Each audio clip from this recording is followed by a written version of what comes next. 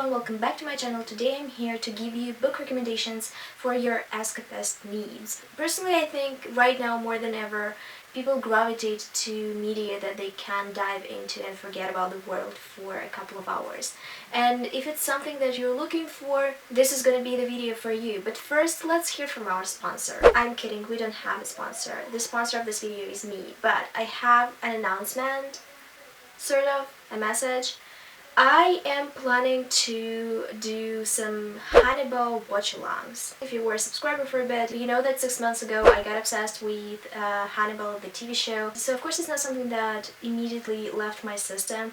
Half of my YouTube recommendations are 𝔻𝕆℆𝕸 related videos, and I thought, why don't I rewatch it? If you're not interested in live anything, you can watch the live stream afterward and just enjoy it if you want to. Now that we're done with the special message, let's just get into the recommendations. The first one that I have for you is Black Sun by Roanhorse. I am obsessed with this book. I'm obsessed with the series. I cannot wait for the sequel. You've probably heard about it from a couple of people already, but if you were in doubts about picking it up, I'm gonna be another person that is going to tell you to pick it up. This one felt very unique because of the world building and structure. It's very adventurous, it had a sense of wonder, and the world itself is actually based on the pre-Columbian Americas, which is something I have not read about before and was very excited to just dive into it. This book follows a bunch of characters pre-solar eclipse, which coincides with a religious celebration in one of the biggest cities in this world named 𝔻𝕆𝕆𝕂𝕊. It's been profited that one of the Carriger crows,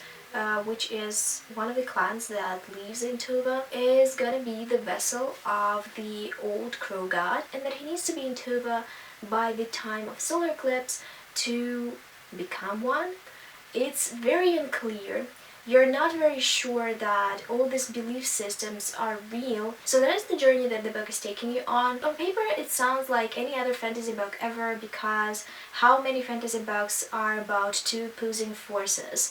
Many of them. There's something very magnetic about this story. The world building is so fascinating. I'm absolutely in love with it. Also, some of the characters in this book are very unique. I have not met a lot of similar characters in other fantasy work. I also think that writing a multiple point of view book where every character is interesting is very hard, and somehow Roanhorse did a really great job with that. So I highly recommend this book if you have a free evening, because I want to assure you it's gonna be very hard to stop reading this book without finishing it. The next series I love, it's The Others by Anne Bishop, and it's perfect for when you have a longer weekend or a vacation and you don't know what to do with it, because that's literally all of us. We cannot leave our houses. This one is a 5 or 6 book urban fantasy series that felt very unique as well. Usually when it comes to urban fantasy series, we're used to supernatural creatures that are also part of the story to be hiding or to be hunted.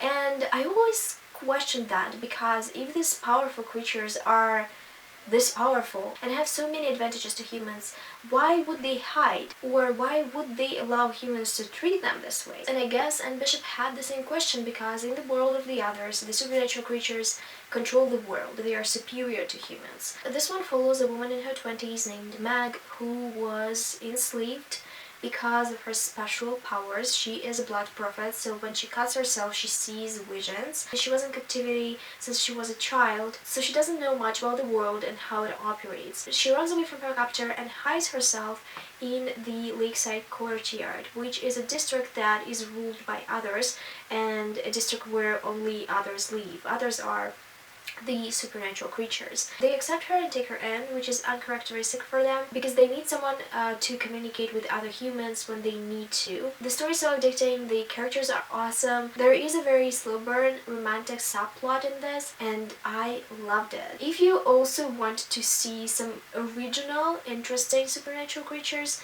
this series has that as well. The thing that I loved about this series too is that the world building had so many little details. For example, what stood out for me is that they've had books, fictional books, written by the others. So, crime stories with supernatural creatures written by supernatural creatures. How fun is that? In my book, very fun. If you're looking for a fantasy series that is easy to get into and that would devour your attention completely, this is a good choice. The book that is hyped absolutely by everyone on BookTube is The House on the Cerulean Sea by TJ Klune, and I couldn't ignore it and not include it in this video because it is the best escapist fantasy I've ever read. It gives off major male grade vibes and it's an adult fantasy, which was very interesting because it's not something I've ever encountered before. It's also a workplace fantasy, and as someone who left uni a bunch of years ago and now is undeniably in the workforce, I would love to read about workplace fantasies because they give me hope for a little bit of magic in my life. So that is something that I want to explore more, but that's not the point of this video. The House on the Cerulean Sea is very charming, it's very wholesome, I highly recommend it, I loved it. This is a story of Linus, who works for the Department of Magical Youth. He is a caseworker that is sent to orphanages to check on the kids and make sure that the headmasters of these orphanages do not encourage kids to use magic. So it's a restrictive establishment. They are not trying to make these kids happy with themselves and to make them use magic. He's been in the department for ages, and because he's one of the most meticulous caseworkers, he's invited to the top floor and asked to check on the top secret orphanage that holds the most dangerous kids that could trigger the end of the world. But when he spent some time in this house with these kids, he realizes that they worm their way into his heart. And he also develops a crush on the headmaster named Arthur, who has a lot of secrets. This is a wholesome story for when you need one. I grew so attached to all the characters, and I don't even like kids. So that was a challenge. It was not easy to achieve. I love this. I highly recommend it. If you have not had a chance to pick it up yet, please pick it up. The next series is not especially popular on BookTube. I do believe that BookTube doesn't read a lot of translated fiction, so that is the reason why, because this series is top-notch. The trilogy that I'm talking about is the Engelsfors trilogy, and I know that I don't pronounce Engelsfors correctly, but I'm out to find the pronunciation guide for the word. It's Swedish, so don't judge me. I tried to pronounce it differently, but it just doesn't sound right. If there is a video where a person says this word, it might work better for me. The Engelsfors trilogy is for people that love fun, witchy series with worlds that you might actually like to imagine yourself in. The powers in this were so cool, and I loved every single character. Well, most of them, really. It's about this group of girls that go to the same high school and that discovers they are witches and in the same circle after one of their classmates commits suicide. One of them gets possessed by some kind of spirit and tells them that something dark is coming and they need to form a circle to protect the town and themselves. The series is high stakes, it's a lot of fun. The development of relationships is top-notch in this. Familial, friendships, romantic relationships, all good. The thing that I liked the most is how complex they were, because mind that, neither of these girls are friends at the start, and by the end of the series they are ride or dies for each other. There's also an FF romance in this that is one of my favorites, so if that's gonna be an argument for you to finally pick up this series, here it is. The next book that I loved is Sorcerer to the Crown by Zen Cho. That's a fantastic book, and not a book that a lot of people read, or so it seems. At least I don't often see people on BookTube talking about it. The story is set in Regency London, and it follows Icarius, who becomes the first black sorcerer royal. His existence from a very young age was a bit of a scandal because he was very promising in terms of magical abilities, and the person at the top of the magical society, the Sorcerer Royal, took him in to train him, and his existence continues to be a scandal because the Sorcerer Royal dies and Zacharias inherits the title, becoming the first black Sorcerer Royal. The magical society lives openly with regular people in this world, but obviously it didn't help with the oppression of marginalized. So a lot of people are upset about him becoming a Sorcerer Royal, and to add salt to the wound, magic also starts dwindling for some reason. So people are pointing fingers at him and saying that he's just not cut out for the role. But Zacharias is sure that something bigger is happening, and he's trying to figure out if the Fae world, which is the source of all magic in this world, is in peril perhaps, or something is happening with the bound between the Fey world and the regular world. This fantasy is definitely underappreciated. If you like a good historical fantasy, this one is gonna sate your appetites. The characters are very lovable, the writing style is very addictive. I highly recommend to look into it, especially if you've never heard about it before. Another Regency with supernatural elements or a historical fantasy that I want to recommend is the Soulless series by Gail Carriger. I highly recommend it because it's so fun, it's such a romp, it has heavy romantic elements, but we love that about it. It's about Alexa, who is a spinster and who has this special ability. She's a soulless and she can negate other supernatural creatures' powers. So she holds some weight in the world in a way, because for example, if a vampire touches her, for the time that he touches her, he's going to be human again. She's a smartass, she's very sarcastic, and she gets into a bit of a trouble in the first book because she accidentally kills a vampire, and a werewolf named 𝔻𝕆𝕆𝕂𝕊 is sent to investigate it. As more and more bodies of supernatural creatures pop up in the city, Alexa becomes even more guilty in the eyes of the society, and she has to somehow figure out what's happening to clear out her reputation. And 𝔻𝕆𝕆𝕂𝕊 doesn't make it easier because he fully believes that it's her fault, and also she's very attracted to him. I love the first 2 books that I've read. I know that it's a 6-book series, and I actually own all the books in it, so I'm out to read them all at some point, maybe soon actually. If you're looking for historical fantasy romance, if you like fun and funny protagonists, romantic relationships with entertaining dynamics, pick up the books. They are good. The next book I want to recommend is Legendborn by Tracy Deonn. I've read it quite recently and I fell absolutely head over heels with it because it's just a good time. This is a story that is just a good old time. And it's been a while since I read a young adult fantasy, contemporary fantasy, that was this fun. It's a story about a girl that loses her mother in very peculiar circumstances.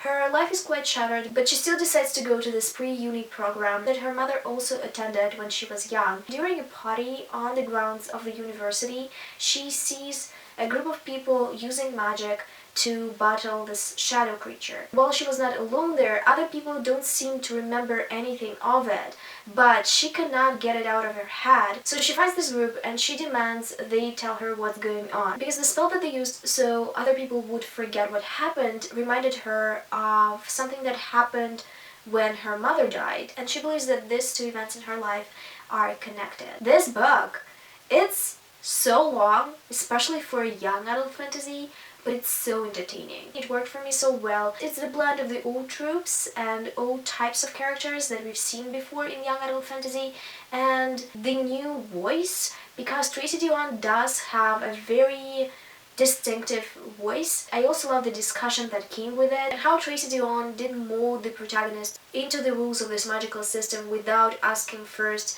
how the system was built and if the system was built for girls like her, black girls. And I absolutely love that touch too, because there are different kinds of magic in this book and the heroine has an opportunity to choose what's more comfortable for her. Also, it has a very swoony romance, which I didn't expect, because usually romance in young adult is a bit cringy, and this didn't feel cringy at all. The next book is Cemetery Boys by Aiden Thomas. I would be remiss without mentioning this book. It has a very cool world building, it has to do with death magic, and I know that a lot of people are into necromancers. This one is about a transgender guy named 𝔻𝕆𝕆𝕂𝕊 who was raised in a family of brewhacks, so in the family of witches, and who wants his family to accept him as a brujo. He and his cousin Maritza go to the cemetery at night so he could pledge himself to the death goddess, and she accepts him, but then when he tries to use his powers to call to the soul, he accidentally calls to the wrong one,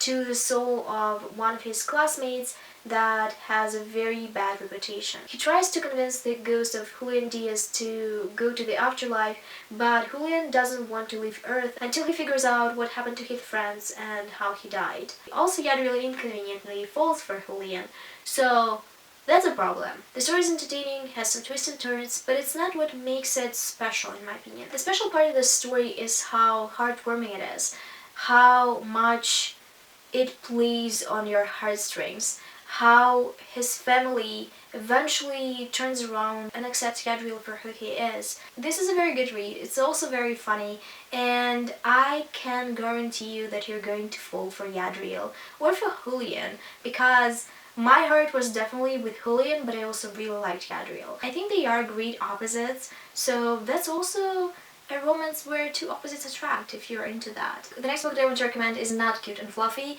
It's actually pretty dark, but sometimes escapism can be dark too, I think. It's Certain Dark Things by Silvia and Garcia, and it's about vampires as I've never read about them before. It's set in Mexico City, one of the only places where the vampires are forbidden to enter. It's about a guy named Domingo who collects trash at the job and who constantly sees this girl on the train that is very attractive. He is trying to hype himself up and pick her up, and instead of that, she picks him up and invites him into her house. She turns out to be an actual vampire and she wants his blood. He doesn't really mind it as much as a regular person would mind it, and they form a relationship. But her being in Mexico City is forbidden and people are looking for her. Not just law enforcement, a rival clan of vampires wants her dead. This one is very cool and edgy. Also such an interesting take on vampires, because in this world there are different kinds of vampires. Some of them drink only certain types of blood. Some of them can transform into creatures, some of them can't. I very much enjoyed it. It read a little bit like fantasy suspense with crime elements, because these vampire clans were also part of organized crime, so that element was also present. If you're looking for books about mafia or gangs, this book has these vibes too. What I love about Silvia and Garcia work is that it's always fresh, is that it's always a blend of different genres and ideas. Highly recommend this one. Check it out. The last book that I want to recommend, series actually, is Jade City or Greenbone Saga by Fonda. It took me so much time to actually convince myself to pick up this book, because for the longest time, and this book, the first book, came out maybe 4 years ago, I thought that it has something to do with the Wizard of the Oz, and I hate that story. I don't know why, but I just don't like it, and it has nothing to do with it. So if you are an idiot just like me and you thought that it has something to do with the story, it doesn't. I love this book. The structure of it is very interesting. It definitely felt unusual because it's not linear. Well, it is linear, but the best way I can describe it is imagine a map. So there is a map. Little and big things happen on this map, but they don't seem connected at first. And then when you get to the last part of the book, you realize that it was actually not a map at all. It was a huge wave that is going to crash soon. And I loved it about this book. The story is very Godfather-esque. It's about the Cole family that is one of the two crime syndicates on this island named 𝔻𝕊. 𝔻𝕊 is known for its jade, which is a magical stone that some people can use to gain superhuman abilities. These people usually join one of the clans, either the 𝔻𝕆ℕ𝕸 clan or the Mountain clan. For the longest time, the clans were competing, but in a healthy way. But it seems like that is in the past because the new person becomes the leader of the Mountain clan, and the tension grows exponentially until one day it blows over. The story focuses on one of the families, and it has multiple point of views, and I have to say I've never read a more realistic portrayal of a family. I've seen my family in this book. I've had war flashbacks to certain conflicts that we've had. This book is masterfully crafted. It is such a good read too. It's surprisingly also very easy to get into because despite it having a very large cast of characters, you're not introduced to them all at the same time, which did make the whole story more enjoyable to me, because I am frustrated with a lot of epic fantasies because they have such large cast and somehow I need to just immediately know who all these people are and remember them. These are all the books that I want to recommend you in this video. In the comments down below, leave me some fantasy books that you think are going to be good escapist fun, because I always need them and want them. If you reach this part of the video, leave the emoji of the sword in the comment section as well, so I know that you watched till the end and you enjoyed the video. That is all. Thank you for watching. I hope you enjoyed it, and I'll see you soon with another video, but until then,